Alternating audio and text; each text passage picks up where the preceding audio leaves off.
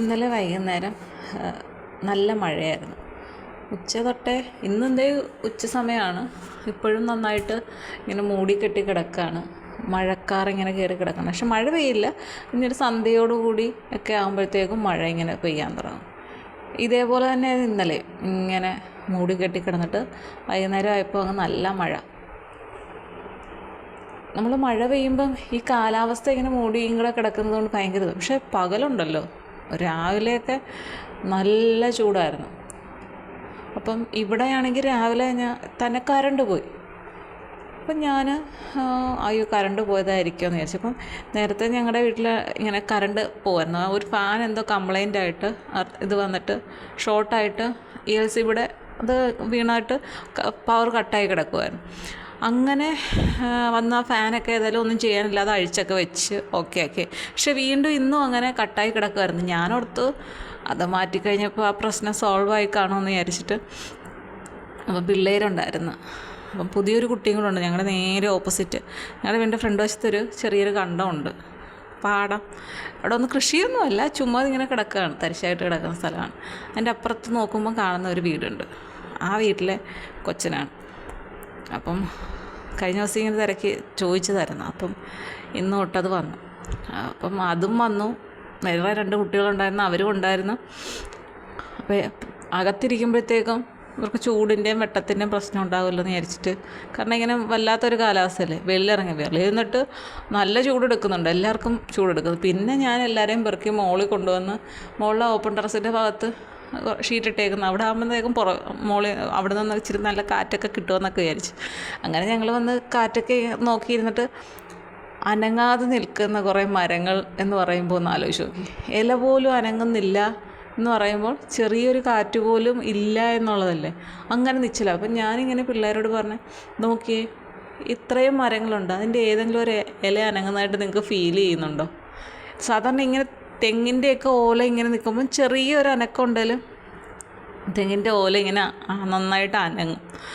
പക്ഷേ അത് അനങ്ങുന്നില്ല. അങ്ങനെ അനങ്ങാതെ നിൽക്കുന്ന തെങ്ങുകളും മറ്റ് വൃക്ഷങ്ങളും ഒക്കെ കണ്ടപ്പം ഞാൻ പിള്ളേരും കൂടി ഇങ്ങനെ അതിനെക്കുറിച്ച് സംസാരിച്ച്.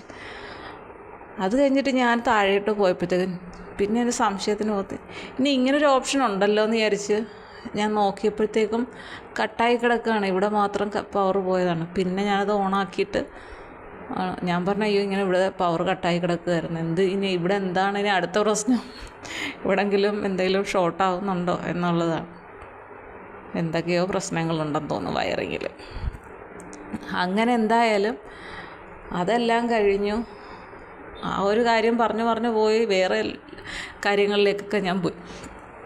കാലാവസ്ഥയുടെ കാര്യം ഇങ്ങനെ പറഞ്ഞു. അപ്പോൾ ഇന്നലെ വൈകുന്നേരം ഇങ്ങനെ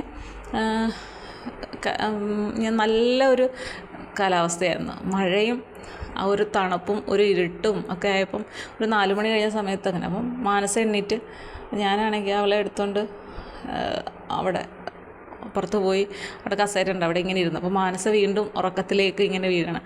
അപ്പം ഞാനിങ്ങനെ ഇന്ന് ലീവായിരുന്നെങ്കിൽ നല്ലതായിരുന്നു. കാരണം നല്ലൊരു പ്രത്യേക കാലാവസ്ഥ, ആ തണുപ്പും ചെറിയ മഴയും ഒരു ഇരുണ്ട ഒരു ഇതും ഒക്കെ ആകുമ്പോഴത്തേക്കും ഇങ്ങനെ അവൾ ഉറങ്ങുകയാണ്, എൻ്റെ മടിയിലിരിക്കുകയാണ്, ഇങ്ങനെ ഇരിക്കുകയാണ്. അങ്ങനെ ഇരുന്ന് കുറേ നേരം അങ്ങനെ ഇരുന്നാലെന്താണെന്ന് വിചാരിച്ചു. അപ്പം നോക്കിയപ്പോൾ സമയം ഇങ്ങനെ പൊയ്ക്കൊണ്ടിരിക്കുകയല്ലേ. 4:15 കഴിയുന്നു, 4:30 ആകാറാകുന്നു. പിന്നെ ഞങ്ങൾ താഴെ വന്നു, ഫുഡൊക്കെ ഉണ്ടാക്കി അവൾക്ക് കൊടുത്ത് ഞാൻ കഴിച്ചിട്ട് ഞാൻ പോയി. എന്തായാലും താമസിച്ചു. സാറിന് മെസ്സേജൊക്കെ അയച്ചു, സാറെ ഇച്ചിരി താമസിക്കുകയും എന്ന് മെസ്സേജ് അയച്ചിട്ട് ഞാൻ പോന്നിട്ട് അപ്പം എല്ലാവരും ഇറങ്ങി കുറച്ചങ്ങോട്ട് മാറിയപ്പോഴത്തേക്കും ഞങ്ങളുടെ വീടിൻ്റെ പുറകുവശത്ത് ആയിട്ട് മാറിയൊരു കൊച്ചനുണ്ട്. ആ വീട്ടിലത് ഒറ്റയ്ക്കാണ്. ആ വീട്ടിൽ അച്ഛനും അമ്മയും അതിനൊരു ചേട്ടനുണ്ടായിരുന്നു, അതൊക്കെ മരിച്ചു പോയതാണ്. ഇത് മാത്രമേ ഉള്ളൂ. ഇതാണെങ്കിൽ ജോലിക്ക് ഇപ്പം പോകുന്നില്ല.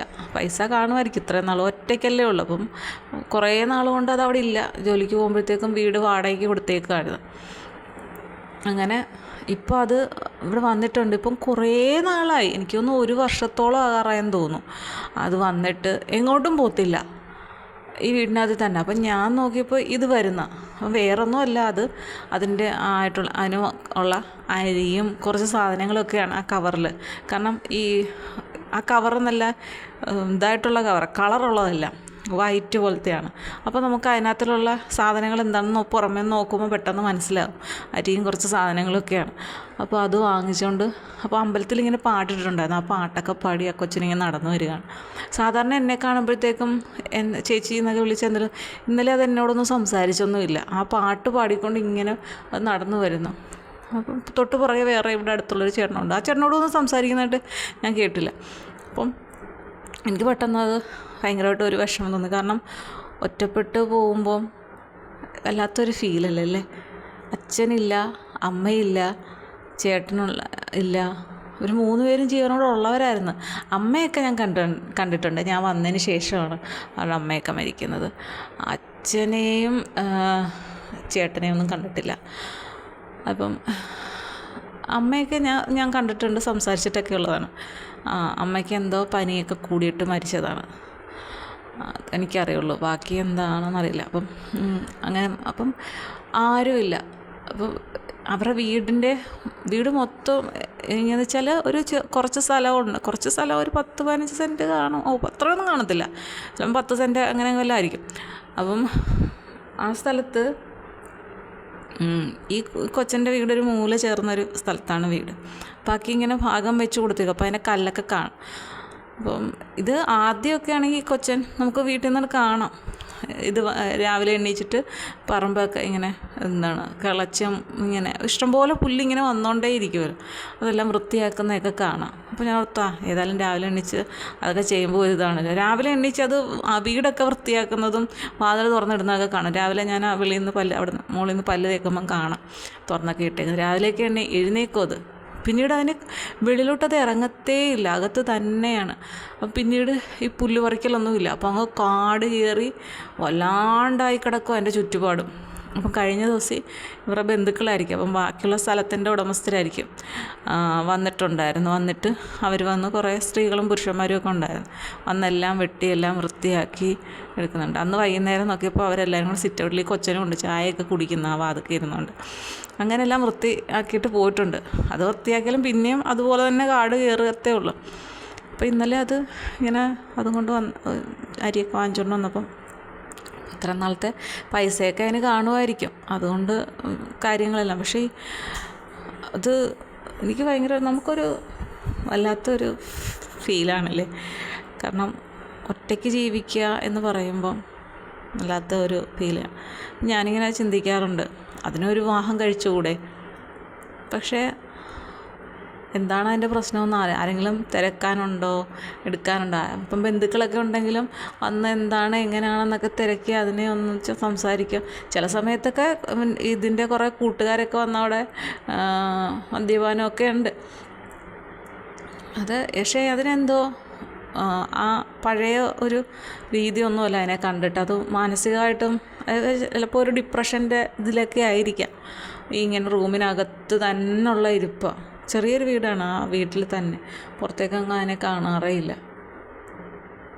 അല്ലേ. ചില സമയത്ത് നമ്മളെ തിരക്കാൻ, നമ്മളോടൊന്ന് ചോദിക്കാനും പറയാനും ഒക്കെ ആരെങ്കിലും ഉണ്ടാകുക എന്ന് പറയുന്നത് ഒരു വലിയ കാര്യം തന്നെയാണല്ലേ. അത് ചിലപ്പോൾ നമുക്ക് തോന്നും നമ്മുടെ ചുറ്റുപാടിൽ എന്തിനാണ് എപ്പോഴും വിളിക്കുക എടുക്കുകയൊക്കെ ചെയ്യുമ്പോൾ നമുക്കൊരു ശല്യമായിട്ട് തോന്നും. ചില ഭർത്താക്കന്മാരിങ്ങനെ പറയുന്നുണ്ട്, എപ്പോഴും വിളിച്ച് ചോദിക്കുക, എവിടാ, എങ്ങനെ, എന്തൊടുക്കുമോ, എപ്പം വരും, ഇങ്ങനെ ചോദിച്ചുകൊണ്ടേയിരിക്കുമെന്ന് ചിലർ പറയുന്ന കേട്ടിട്ടുണ്ട്. പക്ഷേ അങ്ങനെ ചോദിക്കുകയും പറയുകയൊക്കെ ചെയ്യുമ്പം നമുക്ക് ചിലപ്പോൾ ഒരു ബുദ്ധിമുട്ടായിട്ട് തോന്നും, ഇതെപ്പോഴും ഇങ്ങനെ വിളിച്ച് എടുത്തുകൊണ്ട് ചോദിച്ചാണ്. പക്ഷേ അങ്ങനെ ചോദിക്കാനൊരു ആൾ ഇല്ലാണ്ടാവുമ്പം നമുക്ക് ഒരു പ്രാവശ്യമെങ്കിലും എന്നെ ഇങ്ങനെ ഒന്ന് വിളിച്ച് ചോദിക്കാൻ, നീ കഴിച്ചോ, പോയോ, വന്നോ, എവിടെയാണ്, എപ്പോൾ വരും എന്നൊക്കെ ചോദിക്കാൻ ഒരാൾ ഉണ്ടാകുക എന്ന് പറയുന്നത് വലിയൊരു കാര്യമാണ്. അതില്ലാത്തവർക്ക് മാത്രമേ അതിൻ്റെ ആ ഒരു ആഴം എത്രയാണെന്ന് മനസ്സിലാക്കാൻ പറ്റുള്ളൂ. ചിലർ അതൊക്കെ ഒരു ശല്യമായിട്ട് കാണുന്നവരുണ്ട്. പിന്നെ അങ്ങനെ പറയുമ്പോൾ ഒരു കാര്യം കൂടെ, ചിലർ അങ്ങ് തുരുതുരേ വിളിച്ചുകൊണ്ടിരിക്കും, ജോലി ചെയ്യാൻ പോലും സമ്മതിക്കാത്ത രീതിയിൽ ഇങ്ങനെ ശല്യം ചെയ്തുകൊണ്ടിരിക്കും. അതങ്ങ് ഓവറായിട്ടുള്ള സ്നേഹവും എന്തൊക്കെയോ മനസ്സിൽ കിടക്കുന്നത് കൊണ്ടുമായിരിക്കാം, വെറുതെ ഇരിക്കുമ്പോൾ എന്തോ കൊടുക്കുമായിരിക്കും എന്നൊക്കെയുള്ള അമിതമായ സ്നേഹവും അനാവശ്യമായ കുറേ ചിന്താഗതികളും ആയിരിക്കാം അങ്ങനെ മിനിറ്റിന് വിളിച്ചുകൊണ്ടിരിക്കുക എന്നുള്ള രീതിയിൽ. അതൊന്നും അല്ലെങ്കിലും 3 നേരം, ഒരു ദിവസം 3 നേരമെങ്കിലും വിളിക്കുക അല്ലേ? സമയത്ത് ഫുഡ് കഴിച്ചോ, തിരക്ക് മരുന്ന് കഴിച്ചോ, അല്ലെ എവിടെയാണ്, എപ്പം തീരും ജോലി, എപ്പം വരും, അങ്ങനെയൊക്കെ ഇടയ്ക്കൊക്കെ വിളിച്ച് ചോദിക്കാം അല്ലേ? അതൊക്കെ ഒരു വലിയ കാര്യമാണ്. എന്തായാലും ആ കൊച്ചൻ ആകെ വല്ലാണ്ടായിരിക്കുകയാണെന്നാണ് എനിക്കതിൻ്റെ കണ്ടിട്ട്. ഞാൻ എന്നിട്ട് അടുത്ത് വന്നപ്പോൾ അതിനെ ഞാൻ നോക്കി, പക്ഷെ അതെന്നെ നോക്കിയത് പോലും ഇല്ല. അതിങ്ങനെ ആ അമ്പലത്തിലെ പാട്ട് പാടിക്കൊണ്ടങ്ങ് പോയി. അല്ലെങ്കിൽ എന്തൊക്കെ ചോദിക്കുക, ചേച്ചി എവിടെ പോകുന്നു എന്നൊക്കെ ചോദിക്കുന്നതാണ്. അപ്പോൾ പക്ഷേ ഇന്നലെ എന്നോടൊന്നും ചോദിച്ചില്ല. അപ്പം നമുക്കതൊരു വല്ലാത്തൊരു വിഷമം. നമ്മൾ എല്ലാ ദിവസവും കാണുന്ന ഒരാൾ, നമ്മളോട് എല്ലാ ദിവസവും സംസാരിക്കുന്ന ഒരാൾ ഒരു ദിവസം സംസാരിച്ചില്ലെങ്കിൽ നമുക്കൊരു വിഷമം തോന്നില്ലേ? ഇത് നമ്മൾ എല്ലാ ദിവസവും ഇല്ലെങ്കിലും ഞങ്ങൾ തമ്മിൽ ഇങ്ങനെ അടുത്ത് കാണുമ്പോൾ എന്നോട് എന്തെങ്കിലും ചോദിക്കുന്നതാണ്. ചിലപ്പോൾ ചോദിക്കാൻ അണ്ണനുണ്ടോ ഇവിടെ എന്നൊക്കെ ചോദിക്കുന്നതാണ്. നല്ലൊരു പ്രാവശ്യം ഞാനും മാനസയും കൂടി ഇങ്ങനെ എവിടെയൊക്കെ അമ്പലത്തിൽ പോകുമായിരുന്നു. അമ്പലത്തിലോട്ട് പോയപ്പോൾ പുള്ളിക്കാരനെ ഇങ്ങനെ ഓപ്പോസിറ്റ് വരുന്നുണ്ട്. അമ്മയും മോനും കൂടെ ഇങ്ങനെ, അമ്മയും മോനും കൂടെ എന്നാണ് പറഞ്ഞത്. അമ്മയും മോനും കൂടെ എവിടെ പോവാണ്? ഞാൻ പറഞ്ഞ അമ്പലത്തിൽ പോവാണ് എന്ന് പറഞ്ഞു. പക്ഷെ ഇന്നലെ ഒന്നും സംസാരിക്കാത്തപ്പോൾ എനിക്ക് ഭയങ്കരമായിട്ടും വിഷമമുണ്ട്. എന്താണ് യഥാർത്ഥത്തിലുള്ളത്? ഒരിക്കലും പക്ഷേ ഈ ഡിപ്രഷൻ്റെയൊക്കെ അങ്ങേ അറ്റമാണെങ്കിൽ ഇനി ആരും ഇല്ല, എനിക്കിനി മുന്നോട്ട് പോകണ്ടെന്നൊക്കെ അത് തീരുമാനിച്ചാലോ എന്നൊക്കെ എനിക്ക് ഒരു ഇതുണ്ട്. പക്ഷേ നമുക്ക് തോന്നിയിട്ട് കാര്യമില്ലല്ലോ. അവരുടെ ബന്ധുക്കൾക്കും കൂട്ടുകാർക്കും ഒക്കെ തോന്നാത്തത് നമുക്ക് തോന്നിയിട്ട് എന്താ കാര്യം?